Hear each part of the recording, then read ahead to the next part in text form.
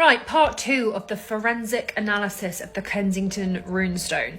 It was a slab of stone that was found under a tree in 1898 by a Swedish immigrant farmer in Minnesota. And the inscriptions, which are in like old Swedish rune, tell a story of Vikings who landed in 1362 and try and lay claim to the land, and a bunch of them died. And anyway, it kind of went down as a modern day fake by mid-century historians. However, the forensic analysis shows a bit of a different story. It is also worth keeping in mind that the farmer who found this, he was later accused of faking it.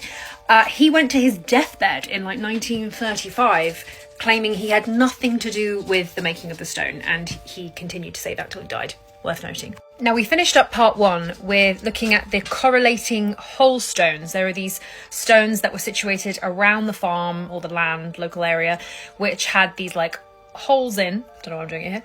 And they literally cross-reference exactly where the Kensington runestone was buried / found.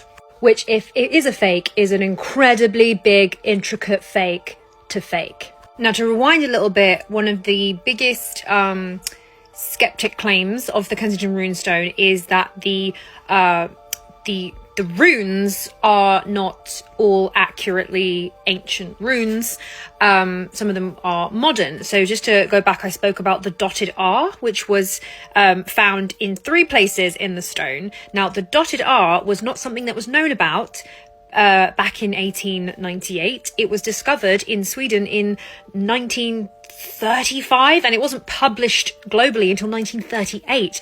So even if it was a fake, somebody was using it 40 years before they discovered it historically, because the dotted R was something that was used back in the 13th, 14th century. And again, recapping, the microscopic macro photography and scanning shows that it is a human-made dotted R. It is not a mistake, and the fact that it happens 3 times, it is highly unlikely to be a slip-up from the tool maker. So one of the major sticking points of the skepticism for the authenticity of the stone was the fact that there was a more modern word, a Swedish word, HAR, which I think meant here. And so they were like, aha! There's a modern word that didn't exist back in the 1300s, so therefore it is clearly a fake. And they thought that because this yellow piece of paper here is a direct translation. They asked the farmer who discovered the stone, the rune experts, they said, can you write out exactly the runes that you see and we'll translate it for you. So he wrote it out as he saw it. Bum, bum, bum, bum.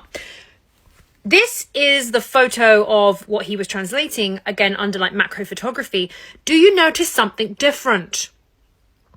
So in the original translation on the piece of paper, it's just like an X with like a kind of hook on the end. In real life, and this can only really be seen when when it's under a certain light or under macro photography, there are 2 dots above the X. Now, what happens when you add 2 little dots above the X? The HAR becomes HA with 2 dots R, and that is an old Swedish word. So there was a little bit of lost in translation here, but that is actually ancient. And again, under the macro photography and the 3D imaging, you can see that there are 2 dots in the stone. It's not a trick of the light, they're physically there. So Gotland is a separate island out in the Baltic Sea opposite Sweden, that is part of Sweden. But it says here on Google, large Swedish island with Viking history.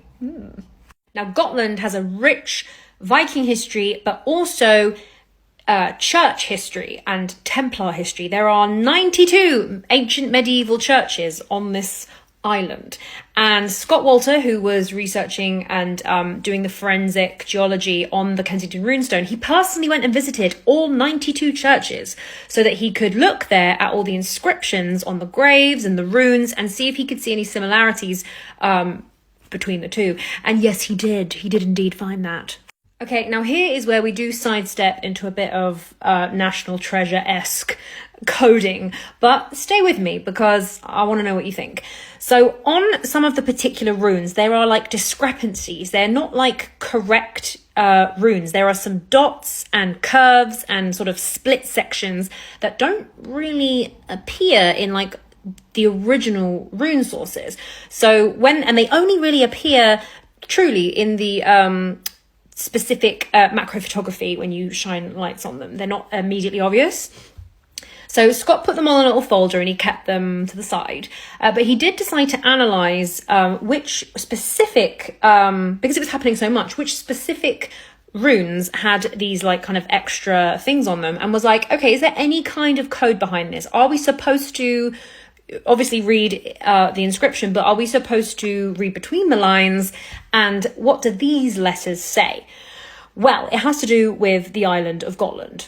There is an inscription coding tradition that is found in Gotland on like tombstones and anywhere where you want the date to be preserved. Basically, you can encode the date in the writing on the tombstone. Why would you need to do that? Just in case somebody in the future ever could etch the date and change it, that you could change it to, instead of saying 1449, you could change it to 1489 or whatever. It's basically a really cool way of encoding the original date. We actually do it on modern day passports. If you've ever noticed, at the bottom of your passport there is a line of code, and you will find your date of birth that is on your passport also included in the line of code. And it's a way to work out whether or not you've faked your passport or photoshopped your passport, because the code appears in different places. Similar to that, they were doing it back in the 14th century, and this is on the Kensington runestone. So if you take the runes out and assemble them, the ones that have the little weird sort of code etchings onto them, and you put it through, there's like a kind of like encryption codex, basically you can get a date. And what does the date say when you line up all of the letters following the Gotland double dating system? What date do you get on the runestone? Take a guess, take a wild guess. Yeah, it says 1362, which is the date that's written on there.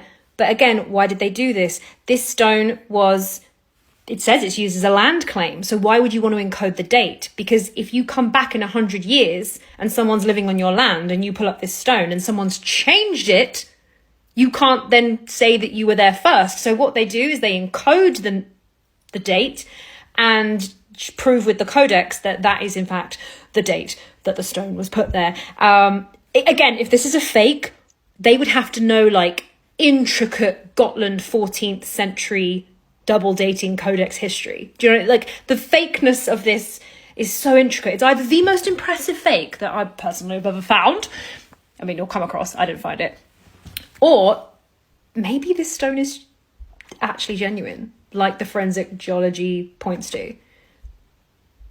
What do you think? Because this is looking kind of mad. This is like real life movie level stuff.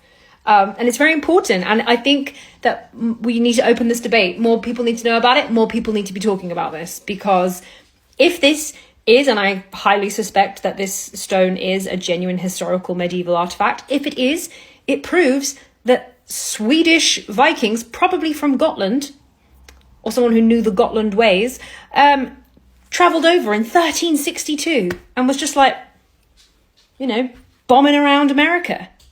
There we are. Let me know what you think. Happy hunting.